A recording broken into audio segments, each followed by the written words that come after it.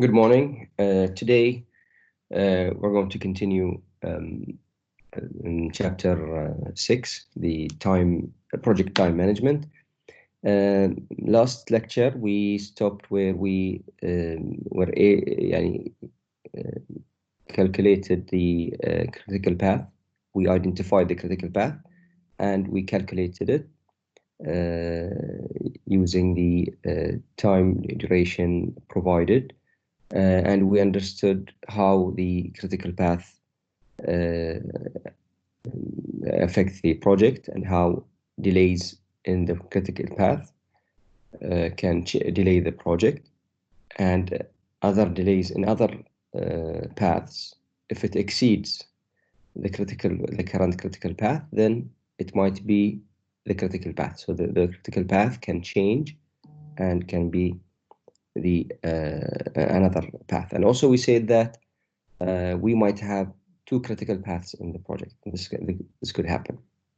Now, in this lecture, we will continue and we want to learn how to calculate the slacks or the float of the project. It's the flexibility of the activities, how we can how many days we can or weeks we can delay a task without delaying the project completion, or without delaying the immediate task that follows the current task that we are looking at. So let's start here. So this is what we talked about earlier. You can see here we did some changes and we saw how the critical path is affected and other activities. So now we take the same project, which is the project X. It's the same. Now I want you just to see this diagram here, small diagram. This is the square is activity, and this is its duration.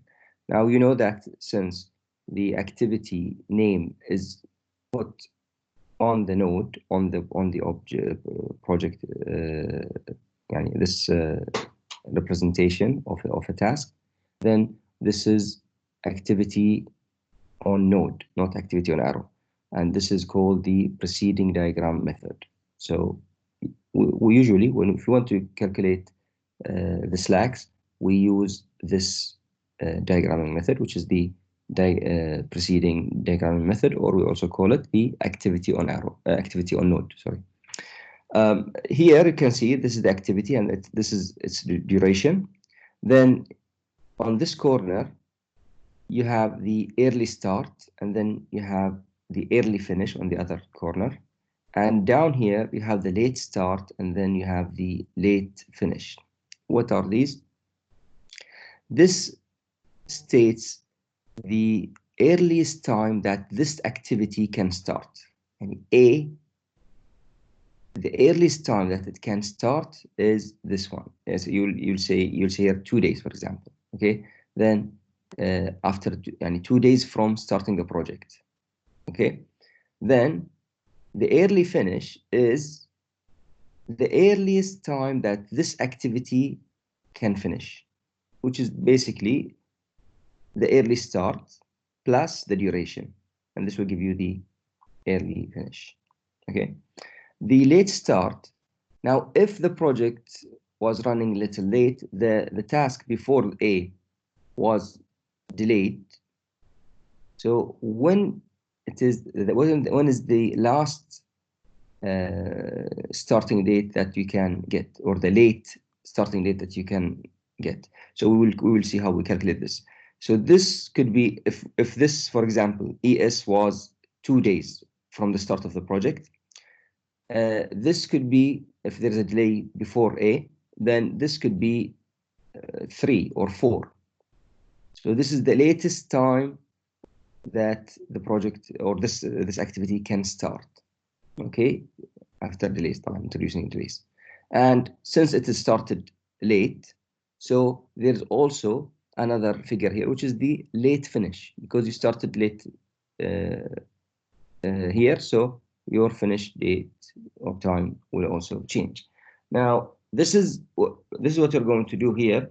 This method is common and used in the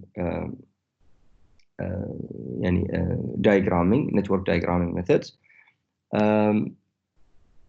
We, after calculating these, we will be able to calculate the total float and the free float.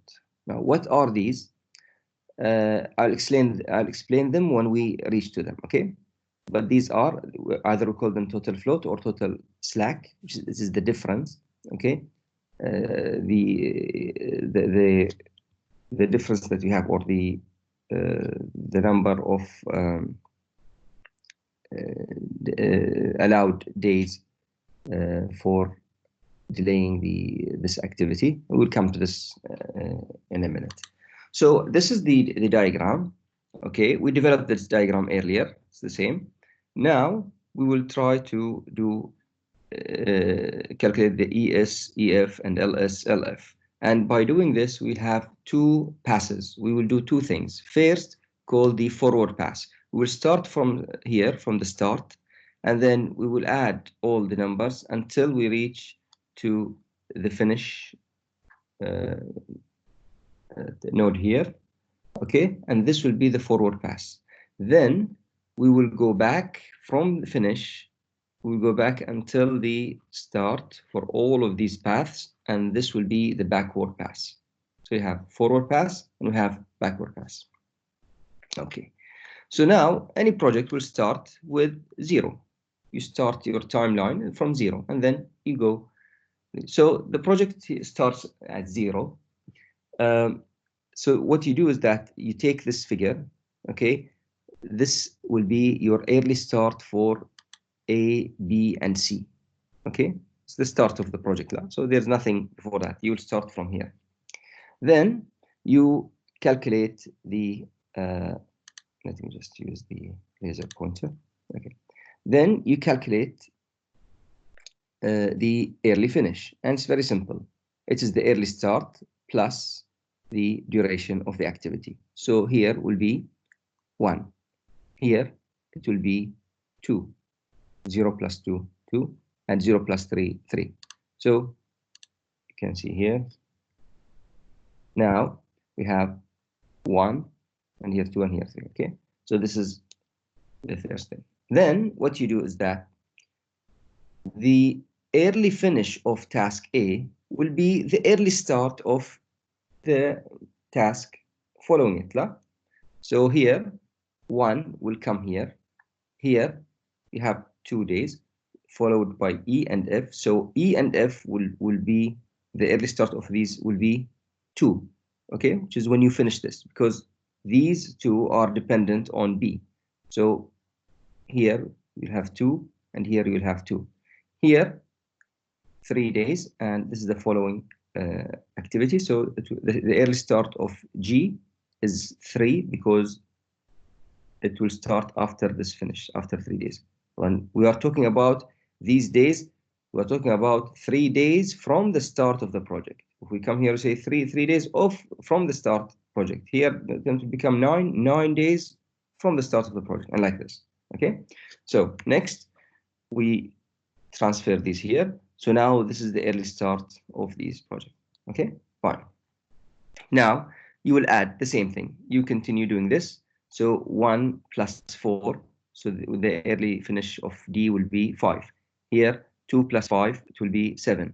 Here 2 plus 4, it will be 6. 3 plus 6 will be 9. Okay, so this is how we did it. Okay, then we continue.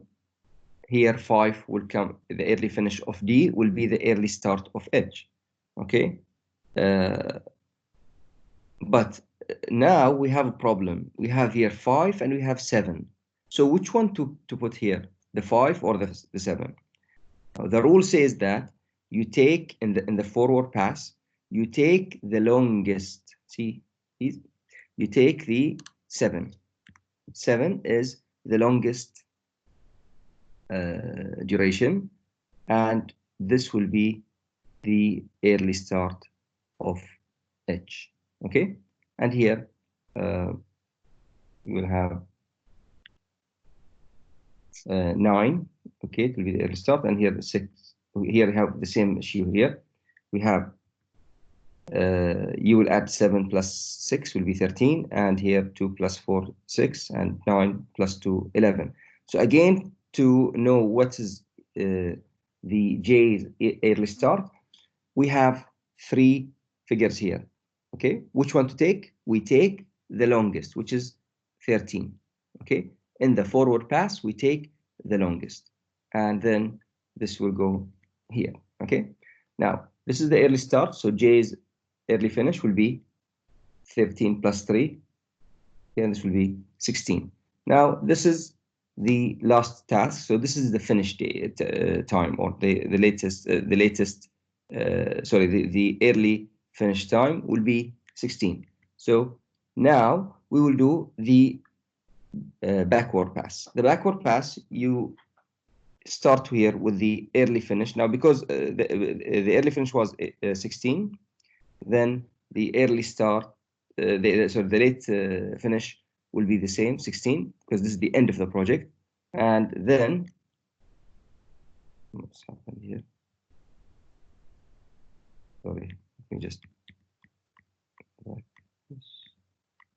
Okay, so 16, then we will deduct 3 days, because now we're going backward. Okay, so 16 minus 3 will be 13. Now, this figure here, the early, the late start of the activity, will be transferred as the late finish of the preceding activities, all the preceding activities that follow this. So here 13, it will go here. So we have 13, 13, 13. Okay, because this is 13, so the late start of the activity is 13. So the activities preceding this activity, early finish, late finish, will be the same as the late start. Okay, so you have 13, 13, 13.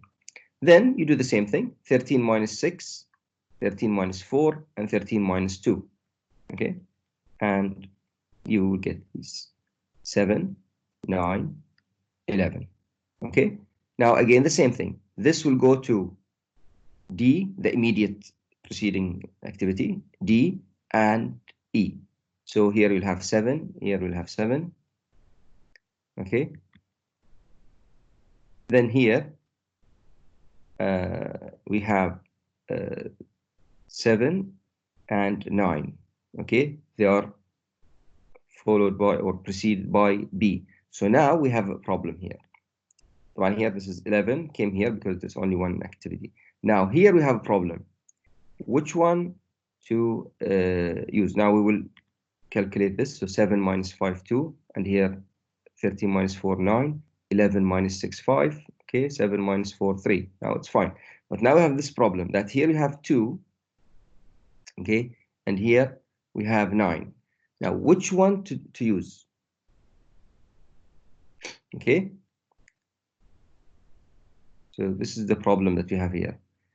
In the backward pass, you take the minimum or the smallest value. So this is 2 and this is 9. So you take 2. Okay, so 2 will be used as the late finish of the preceding activity. Okay, so 3 will come here, 2 will come here, and 5 will come here. We continue. 3 minus 1. Okay, it's 2. 2 minus 2, 0. And 5 minus 3, 2. Now here again we have the same issue. We have to finish the project, to start the project started when you have 2 days, 0 and 2 days. So you'll take the smallest, which is this one, 0. Now we completed the calculation of the ES, EF, and LS, LF. Okay, ES is the early start, EF is the early finish, LS is the late start, LF is the late finish. Now, when I look at this project and this information, I will see, so let me see now what's happening here. That this project started 0, okay? It required 1 day, okay? So it's the earliest start will be 0 and to require 1 day. But there might be a chance that the project delays and it can start 2 days more, and it will be late by 2 days. So these 2 days, if it starts 2 days late, then this activity will finish on after 3 days from the start of the project. Then 2 plus 1 will be 3. Okay, and because this started late here and finished late, so this will start also late by 3 days. And again, you add 3 plus 4 will be 7. Okay, and the same thing for the rest. So you always find that there is here the early start and there's the late start. And usually the late start is greater than the early start. The late start is greater than the early start. But you can see here that these are similar. Here, these are similar. Here, they are similar, which means that these paths, or sorry, these activities on a path that cannot be changed. We cannot delay here. Okay, so here you cannot delay B. It has to start from the beginning of the project. So there's no early start, late start. Okay.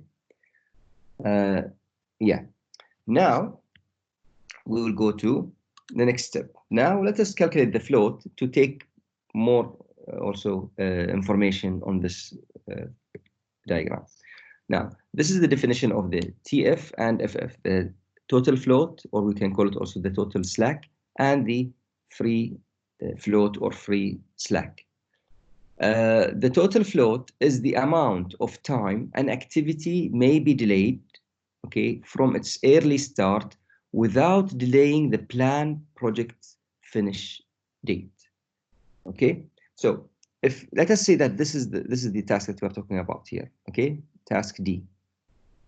Now, if this activity or this task is delayed and this delay did not change the 16 here, then this is called a total float. Okay, but if we did delays here, if there's a delay happened here and it affected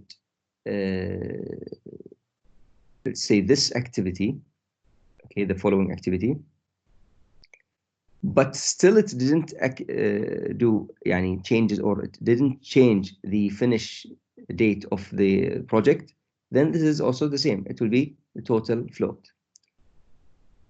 But in the free float, any change in the activity will change the immediate. Sorry, I think I confused you.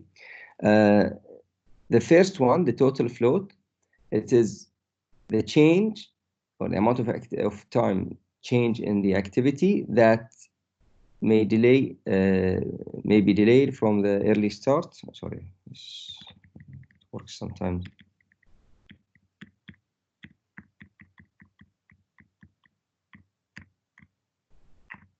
Okay. Without delaying the planned project.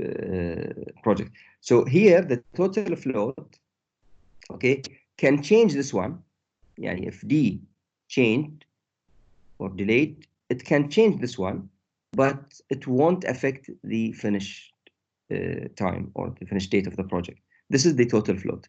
The free float is the amount of time an activity can be delayed without delaying the early start of the immediate following activity. So this might be delayed 2 or 3 days, and it will not affect the immediate following activity. Okay, so if it didn't change the immediate following activity, then this is the following the free float. If it changes this but didn't change the end of the project, then that's the total float. Okay, and now we will see how we calculate this. Now there's two simple formulas. For the total float, you will take either the late finish and you deduct it from, or you deduct from it the early finish, okay, and this minus this, or you take the late start and you deduct from it the early start. So either this minus this or this minus this, it will always give the same value. Okay, so we'll take them one by one, and it's done already for you. So this is, if you take them one by one here, you see 3 minus 1, it will be 2. Okay, or 2 minus 0, it will be also 2. Here, 3 minus 1, 2, or 7 minus 5, again, it's 2. Here, 13 minus 13, 0. 7 minus 7, 0. 2 minus 2, 0. 5 minus 3, 2. 11 minus 9, 2. 13 minus 11, 2. 16 minus 16, 0. 13 minus 6, 7. Okay, so this is the total float. And you will see here that, what does this mean here? This activity can be delayed by 2 days, okay, and it will not delay the early start of the the finish date of the project. Okay, so changing here in this project, if it starts after 1 day or after 2 days, it will not affect this one. It will not affect J. J will still start after 13 days from the start of the project. But if you go for 3 days, if you delayed, if you started A after 3 days from the start of the project, then this will push this, and it will push this, and then it will push the last activity, and then instead of 16, it will be 17. And that's not allowed, okay, because then you have a delay in the project. So here, now, from this information, we know that this activity can be delayed for 2 days without harming the last activity here, but it might affect this project, this activity. These 2 days will delay this, because this will start after completing A. So if A started after 2 days, and then it will take 1 more day, so this will be 3 days, okay, then this activity will start not after 1 day, it will start after 3 days, because there's a difference. Here, earlier, it was only the duration is 1 day, and it starts from 0, so 0 plus 1, it will be 1. So D will start after 1 day. But because we delayed here 2 days or 1 day, it will affect here, because it will be you started earlier, late. So if you say you start late 2 days, like here you have the date 2 days, then what will happen? 2 plus 1 will be 3, and then 3 will be transferred here. So D will start after 3 days, not 1 day. So it affected this, but at the end here, it won't affect this project, this activity. So the project date will not be changed. This is the total float. But the free float is different. Now let us read the free float. Now the free float is a little tricky here, but I always get confused with it. But if you start, if you memorize this formula here, then it will be simple for you. It's very simple. You take the early start of the successor of the activity that I'm trying to calculate the free float for it, and you deduct from it the early start of the activity that you are calculating, and then you deduct the activity duration, then you will get the total float. But you have to keep in mind that when you take the early start of the successor, it has to be the minimum. Well, this means sometimes you have two successing activities. Okay, so you have to take the lower value. Okay, and we will see this. I'll explain it now. So let us say here, for example, 1. Let me use the pen. So I want to calculate the total float for activity A. So what I'm going to do, according to this formula, minimum of the early start of the successor. So this is the successor. D succeed what? A. So here the early start is 1. So I'll take 1. Okay. Then I will, so this is 1. Then minus early start activity. I'm calculating for A. So the early start of this activity is what? 0. So 0 minus the activity's duration, which is 1. Okay, minus 1. So 1 minus 0 is 0. Sorry, 1, and then minus 1 is 0. So the total float, the free float is 0 here. So this will be 0. Let us take this one. Okay. Sorry. Okay. Now for this, we have the succeeding activity is what? H. Okay. So the early start is 7 minus the activity's early start 1 minus the duration of the activity 4. So it will be 7 minus 1, 6, and then 6 minus 4, 2. So here it will be 2. Okay, and the same thing we'll do it for the rest. Now, if you look at this activity here, okay, B, it has two preceding activities, E and F. Now, to calculate this, you will do the same thing, but when we take the succeeding early start activity of the activity, then we see here we have 2 and we have here 2. Now these are the same, but in I didn't figure out this earlier to change it, but usually you might get some other values here. So if this is 5, for example, and here 2, then you will take the minimum, the 2. You'll take 2. You'll not take 5. But now since they are the same values, so you'll take 2 and we will do it. So it will be 2 minus, and then you have 0 here. Okay, minus 2 the duration. Then this will be 2 minus 0, 2 minus 2, 0. So this will be 0 here. Okay.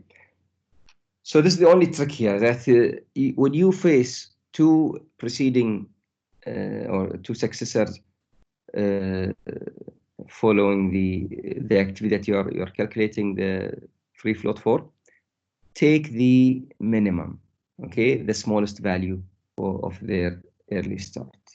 That's it. Okay. So this is now let me erase these. The eraser.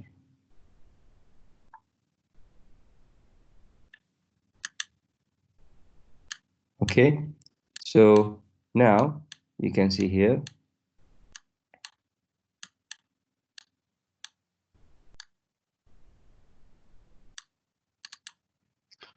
that the values were calculated for all the activities. Okay, so if you want to double check, see, let's say we want to calculate this, the F. Okay, so we will take the successor. So this is the successor. 13 minus 2, it will be 13 minus 2 is 11, and then 11 minus 4, it will be 7. So this is correct. Here you'll have 13 minus 9, okay, this will be 4. 4 minus 2 will be 2, and so on. So this is okay. Now, looking at this diagram, okay, after introducing total float and the free float, now we notice something here. You will notice that this activity, for example,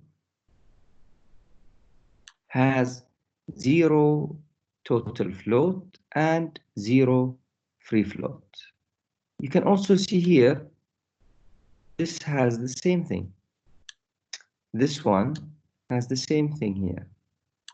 This one has the same.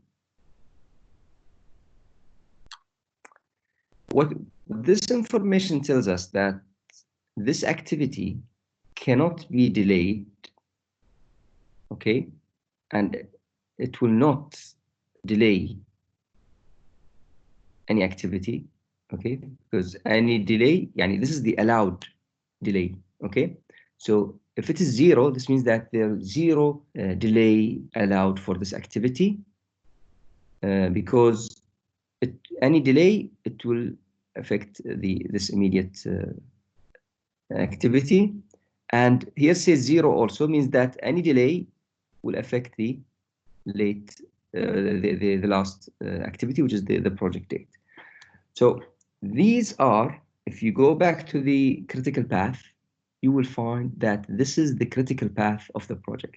So the critical path of the project has 0 float in total float and in the free float, because any delay will delay the whole project. You don't have slack, you don't have flexibility in these projects, in these activities.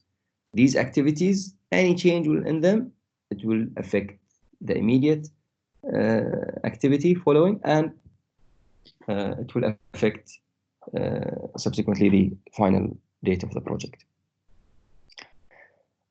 So if someone shows you a network diagram like this, and they ask you without telling you anything, they just show you this and they say, okay, where's the critical path? It's very simple. We just look at the path that has that activities has 0 float and 0 total float and 0 free float, and that's it.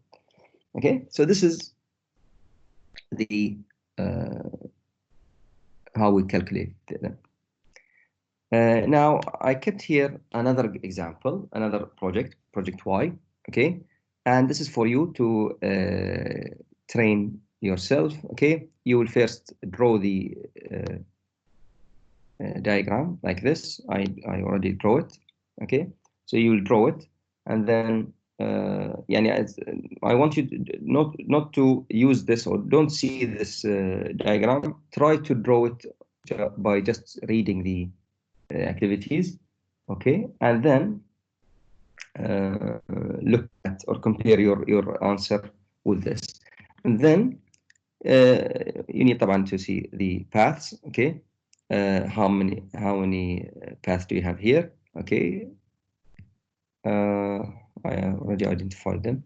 Okay, here we added duration to these activities for the same project, as you can see here, and it is already calculated here for you. Okay, path. Now this is kept for you. You will do this. I didn't solve it, so you will do the early start, early finish, and the total float and the free float. For this will be good exercise for you. Okay. Now let's go back to the chapter. Okay. So now we understand what is the free float or free slack and the total slack or total float. Okay, and we know what's forward pass and backward pass. Okay, so the forward pass going from left to right, and this will determine the early start and the early finish. The backward pass, it will go from right to left, and it will identify or determine the late start and the late finish. This is just to show again. You already looked at this in the complete project that we showed in the previous slides.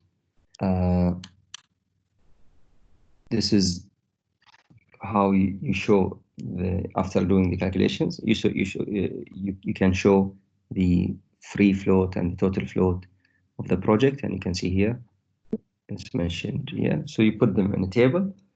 Now, if you use a software, then the software will do it for you. Okay, but we need to understand it. Okay, so we know how the software works and what does it mean.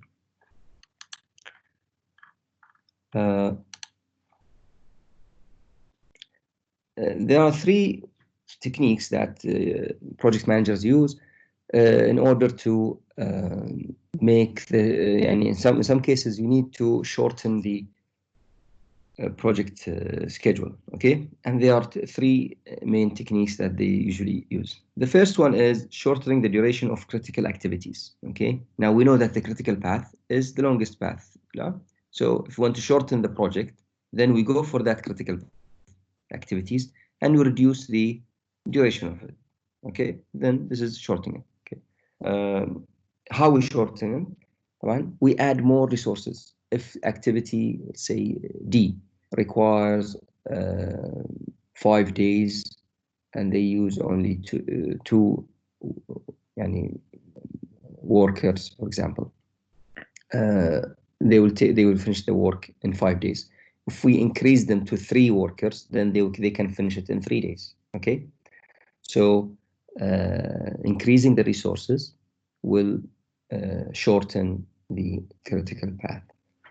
We do the same thing, but we call this crashing the activities, and this is a technique where there's also calculations, but we aren't going to cover it in this course. What you do is that you go to these activities with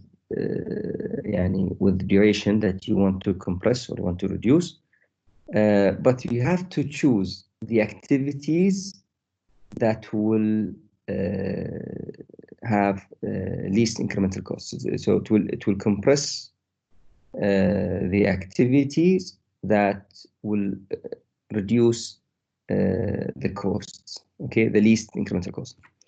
And then there is the fast tracking, and that's changing the dependencies of tasks. You go to this task and instead of finishing D after C, you start D with C. So here you are fast forwarding. You do two things together, so you will reduce the time.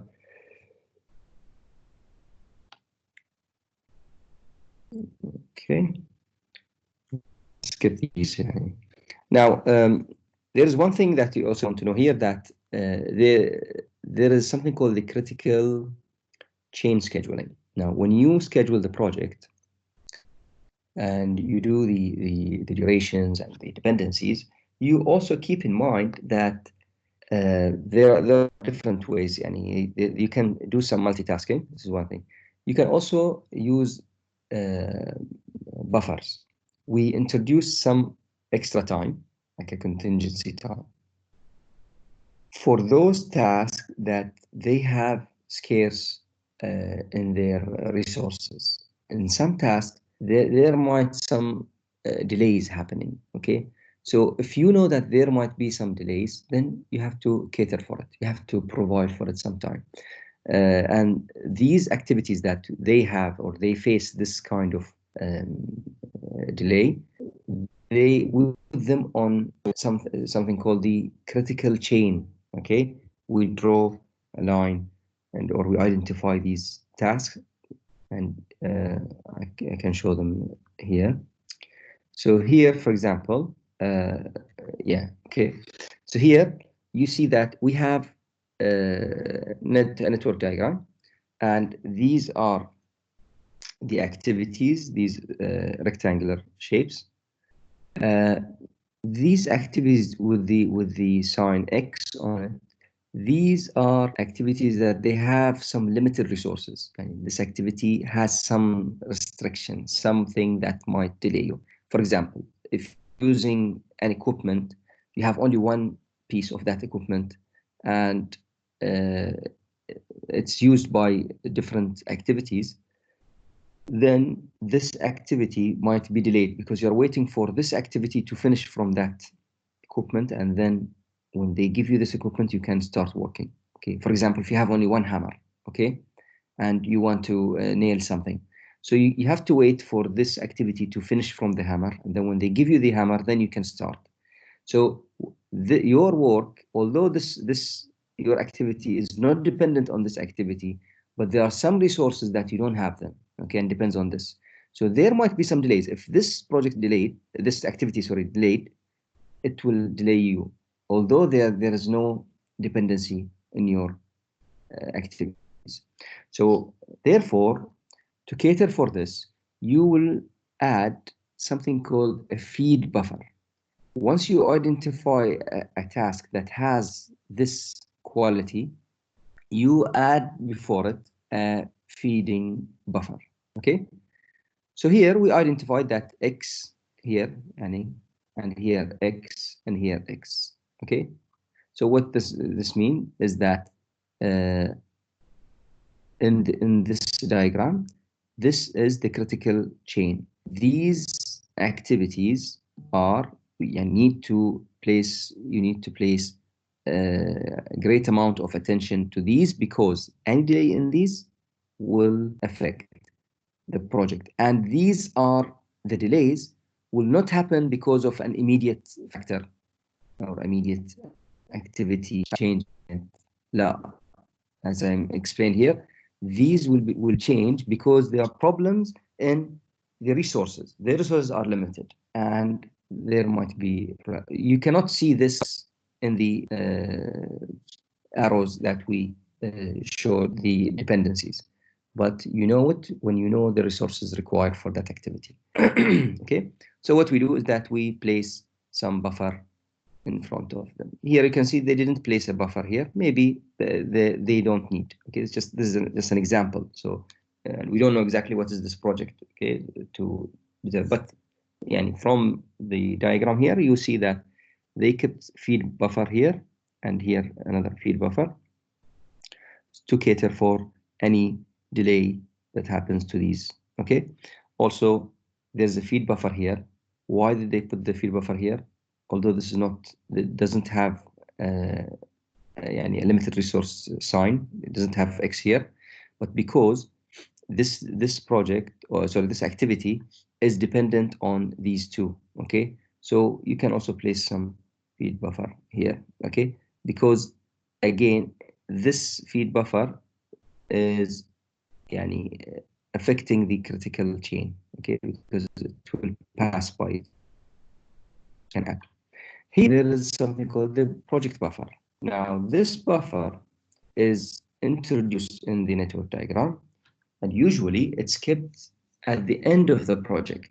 Okay, and this is a contingency, more time kept for the project, and it is not related to any of the activities that you mentioned earlier, but you keep it as extra caution, just for more time, as like a plan B.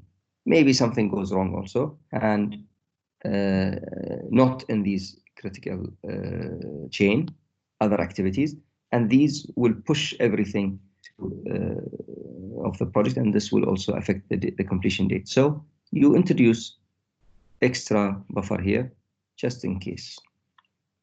So this is the critical chain scheduling. Now, going back here, I skipped these. The multitasking. When you use multitasking is when a resource works on more than one task at a time. Remember the equipment that I mentioned earlier, that you need that equipment to do the hammer. You need the hammer to do your work, but because you have scarce in this resource, it is used by other tasks. So in this case, multitasking is helpful. And this example, will give you a good example of how multitasking works. And there are some good things like benefits, and there are some disadvantages in this. So look at the first one here. Now here we have 3 tasks to do in this example. A, the top is A, and down here B. Now A and B has the same task. Task A, 3 tasks in A and 3 tasks in B. Now here, this is without multitasking. What will happen? Task 1 needs 10 days to complete. So what you do is that you start working on task 1, okay? It will take 10 days. You finish here, okay? And then after 10 days, you start the second task. And it will take also 10 days, and then you finish it. Then task 3 will take 10 days, and you finish the third task in 10 days. So your end completion will be after 30 days, because you take 10 days here, and then you finish, you start this another 10 days, and then you start this another 10 days. So this is finished in 30 days. Okay. Look at this down here now. You started in task 1. Okay. It takes 10 days, but you only worked on it for 5 days, and then you stopped. You went to task 2 because the equipment is not there. Okay. And the resource, you can only use it for 5 days, and then they will take it to give it to someone else. So you have to wait until they finish. So they give it to task 2. Task 2 will take 5 days. Again, they will not keep it with them for long. It will go to task 3. So they will stop after 5 days, and they will go to task 3, and they will start task 3 after 5 days. Then they will start, when the task 3 finished from the 5 days, they will give it back to task 1. Task 1 will take 5 days to complete, and then they will complete task 1. Then they will hand it to task 2. Task 2 will use it for 5 days, and they will finish. And then they will hand it to task 3, and they will do it in 5 days, and then they will finish. If you count these 5, 5, 5, 5, 5, 5, the total is 30 days. So now the question here, okay, what is the use of multitasking? You said multitasking is good. Yeah, sometimes it's good, sometimes it's not. But now the end result is the same. You finished here in 30 days, and you finished here in 30 days, right? So where is the difference? The difference in the details here. Now, in this diagram, the first one here, you see that after 10 days, how many tasks you finished? You finished 1 task. You have 1 completed task. If you are doing the task without multitasking. After 20 days, how many tasks you complete? You complete 2 tasks. Okay. After 30 days, you complete 3 tasks. Here, you started 5 days, you didn't complete 1. Then you left this and you went to task 2 and you completed. Then you left this and you continued with this. So imagine here you have 15 days. Your end product is 0. You didn't complete anything. While here, after 10 days, you have at least 1 task completed. But here, nothing is completed until 20 days. After 20 days, you complete task number 1. After 25 days, you completed task number 2. So see the difference. And after 30 days, you will finish them all. So here, this is the difference. Now, it depends on our need. If the project is depending on submitting whatever you finish at your earliest, and you're measuring your performance based on the speed of producing, or the quickest way to finish the activities of the project, then it is better to go for the without multitasking. If you have some resource limitation, if it doesn't matter when do you finish, okay, or which one to finish, not when to, but it doesn't matter if you finish them all together or one before the rest, then that's also fine. You can go for the multitasking. Okay, so this is an example just to show you the differences. Okay, and we explain this now. Now, the PERT, I talked about this earlier, but I will not go into any details. The PERT is a technique that we use. You remember the three estimates that I mentioned earlier, that we have the optimistic, we have the most likely, and we have the pessimistic. And we said like any activity, there will be some kind of like probability that you won't start on time. Okay, and if you are very optimistic, you will say that this activity will take 3 days. Okay, you are optimistic. I will finish it in 3 days. Also, I know myself. Okay, but if thing goes wrong, okay, then the worst case, you will not finish it in 3 days. You will finish it in 6 days. So you have now 3, the optimistic estimation, and you have 6, the pessimistic estimation. And we have something called the most likely. Okay, if there is some delay, and not very delay, very many hard things, or not something that will delay, will stop us completely. Okay, we'll have maybe instead of 3 days, it will take 4 days. Okay, so now here you have 3 values. You have the optimistic 3, you have the most likely 4, and you have the pessimistic 6. So we take these 3, okay, and we do some small calculation. We come with a PERT value. This value will be used in the network diagram, okay? And you will consider these, it's like the weighted or the average between these 3. And how to calculate it is very simple. You just follow this formula. Okay, you just take the optimistic time, you add it to 4 times of the most likely time, and then you add to the pessimistic time, and you divide by 6. So that's it. You do this, and then you get a figure. This figure is your average value, and this value will be used in your network diagram. Okay, and the example here is clear.